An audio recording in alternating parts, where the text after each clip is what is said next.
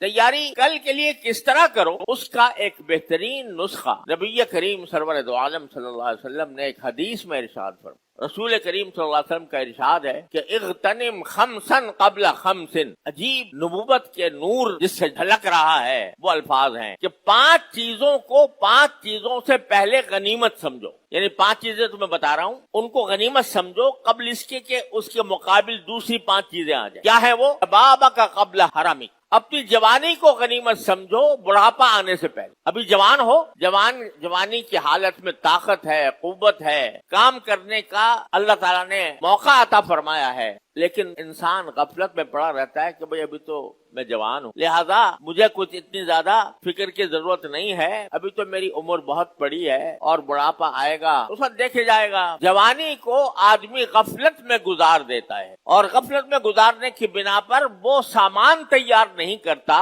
جو آخرت میں انسان کی خوشحالی کے لیے ضروری۔ تو رسول کریم صلی اللہ علیہ وسلم فرما رہے ہیں کہ جوانی کو غنیمت سمجھو بڑھاپے سے پہلے۔ جب بڑھاپا آ جائے گا تو اگر اللہ تعالیٰ کی عبادت کرنا بھی چاہو گے تو تمہارے اندر طاقت نہیں ہوگی۔ اس وقت اللہ نے تمہیں طاقت دے، اس طاقت کو استعمال کرو، اللہ تعالیٰ کی اطاعت میں استعمال کرو۔ تو ایک تو یہ فرمایا کہ جوانی کی کو غنیمت سمجھو بڑھاپے سے پہلے۔ دوسرا فرمایا بصحت قبل سقم، اپنے صحت کو غنیمت سمجھو بیماری سے پہلے۔ اگر صحت مند ہو، کوئی بیماری نہیں ہے الحمدللہ، تو اللہ تعالیٰ کا شکر ادا کرو اور اس صحت کو استعمال کرو اللہ تعالیٰ کے مرضیات، ان کاموں میں جو اللہ تعالیٰ کو راضی کرنے والے، ان کاموں میں جو تمہارے لیے آخرت میں کام آئیں، جو تمہارے نام اعمال کو وزنی کریں اور جس کے نتیجے میں اللہ تبارک و تعالیٰ تمہیں جنت الفردوس تک پہنچائے۔ صحت کو اس کام میں استعمال کرو قبل اس کے کہ بیماری آ جائے۔ قبل السقم، بیماری آ گئی تو آدمی اگر کچھ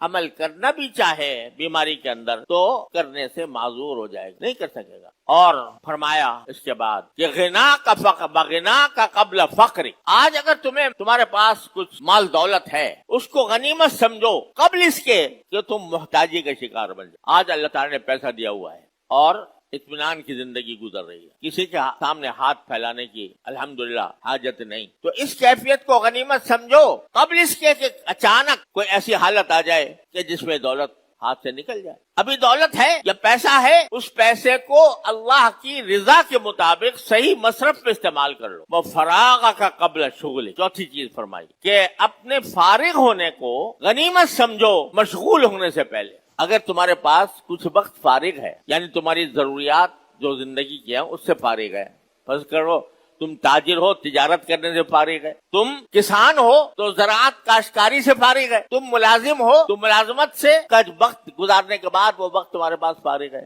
اس فراغت کو غنیمت سمجھو۔ کیا غنیمت سمجھو؟ کہ اس فراغت کو بیکار کاموں میں استعمال کرنے کے بجائے اس کو اس کام میں استعمال کرو جو تمہیں آخرت میں فائدہ دے۔ ما قدمت لغد، جو کل آنے والے، کل یعنی آخرت میں فائدہ دے۔ عجیب نبوی حکمت ہے۔ انسان جو غفلت کا شکار ہوتا ہے وہ انہی چیزوں سے ہوتا ہے کہ جوان ہے تو معلوم ہوتا ہے کہ بس یہ جوان رہوں گا، ابھی کیا عمر پڑی ہے، صحت ہے تو بس غافل ہے اس بات سے کہ کبھی بیماری بھی آ سکتی، پیسہ ہے تو غافل ہے اس بات سے کہ کبھی محتاجی بھی آ سکتی۔ ایسے دنیا کے اندر مثالیں موجود ہیں، ہماری آنکھوں نے بھی دیکھی کہ پیسے کی فراوانی ہے، دنیا رش کرتی ہے کہ اس کے پاس اتنا پیسہ ہے، لیکن جب اس کو غلط استعمال کیا تو اللہ بچائے وہ بڑے بڑے رئیس، بڑے بڑے دولت مند اور سرمایہ دار جن پر کی دولت پر لوگ رش کرتے تھے وہ ایسے ٹکڑوں کے محتاج ہو گئے۔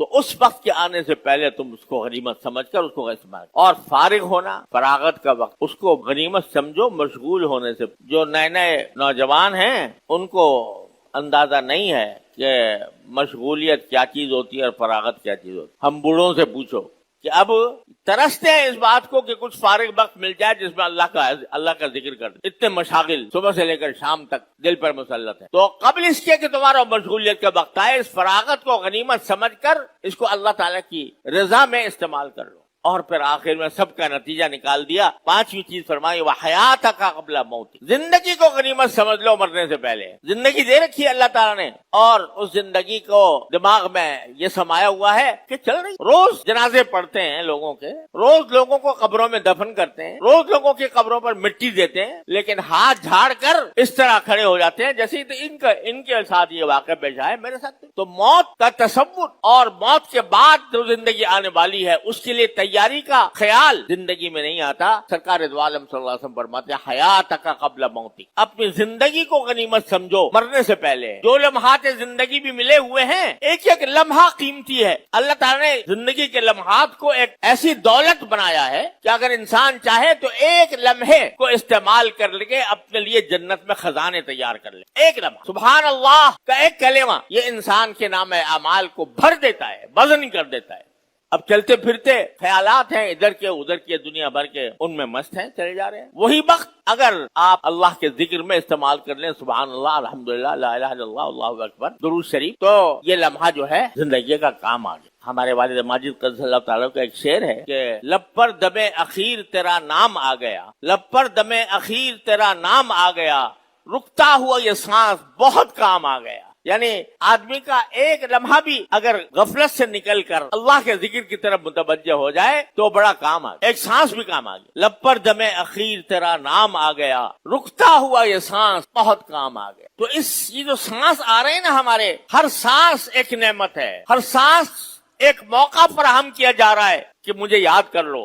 हर सांस में यह मुतालबा कर रहा है कि अल्लाह को याद कर लो। तो उसको गनीमत समझो, अपनी हयात को गनीमत समझो। मौत से पहले, सांस के बंद हो जाने से पहले इस सांस को गनीमत समझ लो कि इस सांस से तुम अल्लाह का जिक्र कर सकते हो, अल्लाह का नाम ले सकते हो, अल्लाह का पैगाम दूसरों तक पहुंचा सकते हो, अल्लाह ताला के दीन की दावत दोनों को तक पहुंचा सकते हो। उसमें इन सांसों को काम में लगा दो और अपने दिल को अल्लाह के लिए फारिग कर लो। ऐसी गरा कदर नसीहत है जो सरकार दो आलम सल्लल्लाहु अलैहि वसल्लम ने फरमाई, हम सबको गफलत से निकालने